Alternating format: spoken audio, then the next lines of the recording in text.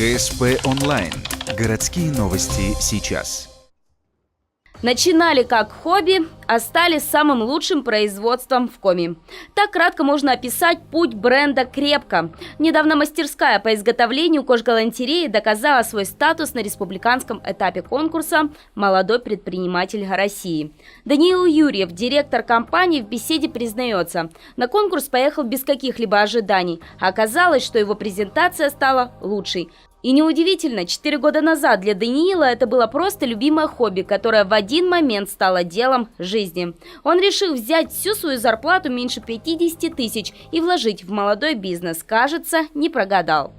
На тот момент это было порядка 10-15 заказов в месяц, то есть работал после работы в вечернее время, соответственно, по друзьям, знакомым как-то что-то продавал. На данный момент это с учетом розничного сегмента, нашего автокорпоративного сегмента, это больше 10 тысяч единиц продукции в год. То есть на данный момент мы производим.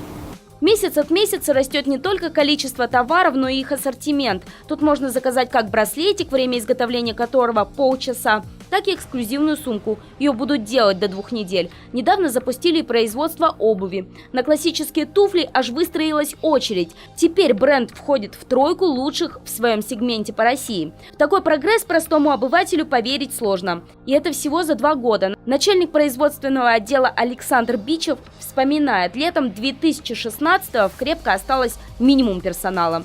Даниил занимался продажами и маркетингом, 2 оставшимся мастерам приходилось дневать и ночевать на работе.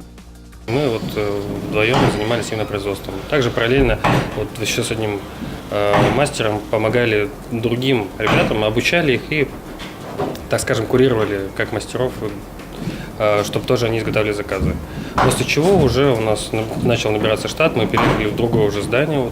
В это здание у нас штат стал намного больше, и сейчас мы уже пришли в эту мастерскую, порядка 20 мастеров. Также у нас и стажируются регулярно новые люди есть.